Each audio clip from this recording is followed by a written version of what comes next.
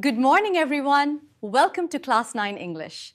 I'm excited to explore some fascinating topics with you this semester. You know, in a world full of DMs that disappear and texts we forget about, does an old-fashioned letter even matter anymore? Well, today, we're going to find out how writing a friendly letter is way more than just a school assignment. It's a real skill for connecting with people. And yeah, we're also going to show you exactly how to crush it for those big exams. So let's dive right in. So here's our game plan. First, we'll talk about why a good letter still has so much power. Then, we're going to build your personal letter writing toolkit, packed with all the rules and words you'll need. After that, we'll get practical and look at a few case studies for different situations. And we'll wrap it all up with a checklist that's designed to help you snag that perfect score. Okay, so first up, the art of the letter. I mean, with Instagram, WhatsApp, you name it, you might be thinking, why on earth would I write a letter? But think about it for a second. Getting a real, physical letter in the mail, it just feels different, doesn't it? It has a weight to it, a personal touch that a quick text just can't match. It shows you actually cared enough to put in the effort. And that brings us to the big question, right? How do you write a letter that feels genuine and heartfelt, but also ticks all the boxes to get you top marks in an exam?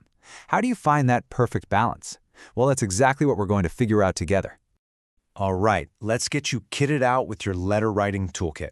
In this section, we're going to cover the essentials, the basic rules and vocabulary that are going to be the bedrock for every single letter you write from here on out. Think of these as your secret weapons. Getting the tone right is, well, it's a real balancing act. A great friendly letter hits that sweet spot where it's warm and friendly, but still polite and respectful. You want to use simple, clear English. It's okay to be emotional, but you gotta keep it controlled. What you really want to steer clear of is slang, super informal language, or these long, rambling stories that go nowhere. The goal is always, always warmth and clarity. And to really boost that clarity, let's look at some vocabulary power-ups. Dropping these words into your letter isn't just about filling space. They add some serious emotional punch. Congratulations makes someone feel seen and celebrated.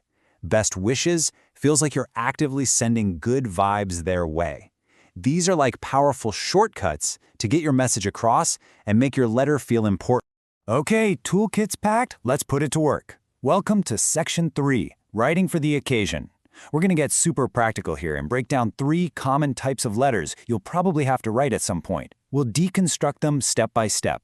First up, the all-time classic, the birthday letter. The mission here is pretty simple, right? You want to share your happiness and wish your friend well. It's all about making them feel special and celebrated on their big day. And the structure for this is super logical. You kick things off with a warm greeting, then you hit them with a direct congratulations. After that, it's nice to add a little wish or prayer for their health and success. And if you can't be there, a quick polite apology and saying you hope to see them soon, that's the perfect way to wrap it up. See how each part just builds on the last? It creates this complete, heartfelt package. And hey, there's absolutely no need to reinvent the wheel. A classic phrase like many happy returns of the day works beautifully. It's not a cliche, it's a classic for a reason. Everyone understands it, it's positive, and it instantly sets that warm, joyful tone. It shows you know the right thing to say. Moving on to our second case study, the holiday invitation. Now for this one, your goal is a little different. You're not just sending good vibes, you're trying to convince your friend to come visit. So your tone has to be friendly, for sure, but most of all, it has to be really, really welcoming. The structure here is also pretty straightforward. You state the invitation clearly, mention the dates, and, this is a big one, you give them a little teaser of the fun activities you have planned. Asking for a reply and showing respect by mentioning their parents, those are just classy moves that show you're being thoughtful. Check out this line right here. It's your secret weapon. Saying we have planned many enjoyable activities does 2 things. First, it makes the trip sound way more exciting. And second, it shows you've actually put thought into making their visit special. That one little sentence can make your invitation almost impossible to turn down. All right, for our last case study, let's tackle something a bit more formal, congratulating a friend on their sibling's marriage. Now, this is a happy occasion, no doubt, but it's a major family event, so it calls for a tone that's a little more respectful and, yeah, a little more serious. You'll notice the structure is pretty similar to the birthday letter, but the vibe is different. You start by saying how happy you are to hear the news, offer your formal congratulations, and then include a nice prayer for the new couple. And just like before, if you can't make it, a polite apology is always the right move. In a situation like this, Your choice of words is absolutely key. A phrase like, "Please accept my heartiest congratulations," is just perfect. It sounds formal, it sounds sincere, and it shows that you understand just how important and significant this event really is. Okay, we are on the home stretch. It's time for our final section, the exam winner's checklist.